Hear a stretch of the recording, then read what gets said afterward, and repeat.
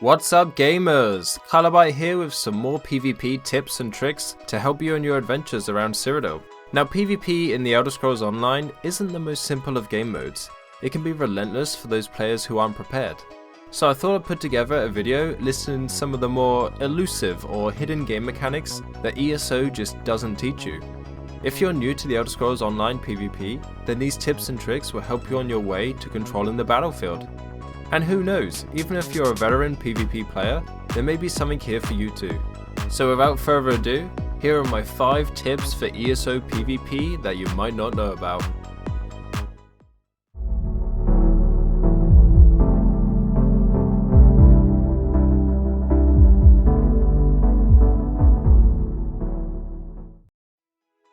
Tip number 1, the jumping block.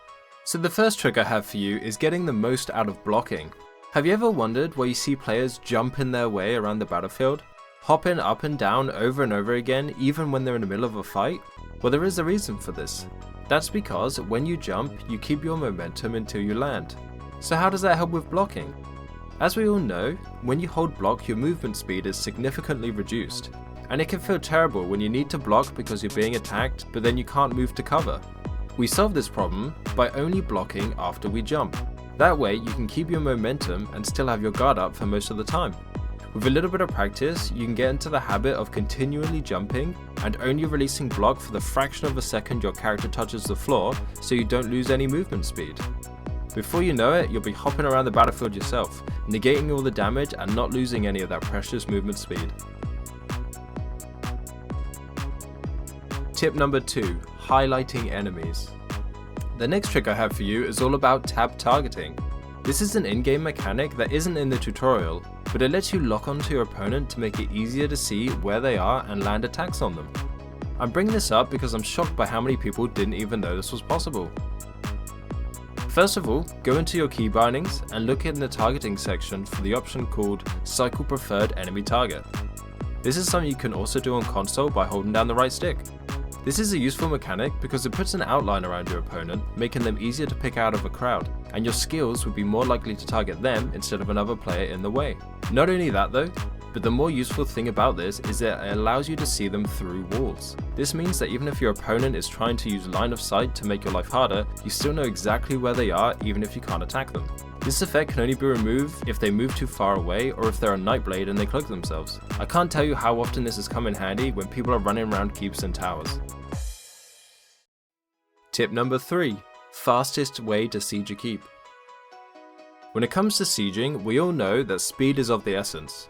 The faster you get the wall down, the better. By far, the fastest way to siege a keep is to set up a ram at the front gate and blast through, but sometimes that's not an option because it allows the defenders to set up oil pots and hold the breach. So what's the quickest way to destroy a wall? Each player can comfortably set up 3 siege in a triangle and fire them in a rotation. That way you get the most damage output without having to wait for your siege to reset each time. As you can see, I did a little testing to see which siege would get a wall down to 50% the quickest, either stone ballista or stone trebuchets. From what I could tell, the trebuchets got the wall down to 50% about 20 seconds quicker, so let's call that 40 seconds to get the wall completely destroyed. Which does sound like a considerable time save, but there are other factors to consider. For example, trebuchets take up a considerably larger area than ballistas do. This means that if you don't have much space to siege from, it might be more efficient for your group to set up more ballista simply because you can fit more in. Long story short, if you've got the space, then go for trebuchets, but if not, it's usually more efficient to squeeze in more ballista. Tip number 4, the medicinal use passive. So setting up your build for PvP is incredibly important and there are a lot of aspects to consider, from gear to skills and champion points. But I want to talk about one particular passive skill that I think gets overlooked a lot, especially if you're newer to the PvP scene, and that's the medicinal use from the alchemy skill line. To unlock this skill, you need to get your alchemy to level 50, but it's absolutely worth it. At its max level, it increases the effects of your potions by a huge 30%. This is incredibly helpful for your build and I'll explain why. Take these crown tri-stat potions for example. Now when you use a potion in ESO, there is a 45-second cooldown before you can use another. And these potions recover resources, but they also give you major fortitude, intellect and endurance for 36 seconds. This means that you get an extra 30% recoveries across the board, but the effect wears out 9 seconds before you can reuse another potion. And that downtime could be the difference between life and death. But if we have the medicinal use passive, it bumps those recoveries up. Now we get the 30% recoveries for 47 seconds. That's longer than the potion cooldown. This means we can have an extra 30% recovery 100% of the time. There's no downtime. That's just one example of how useful this passive can be. Every single one of your potion effects lasting 30% longer can really take your PvP build to the next level if used in the right way.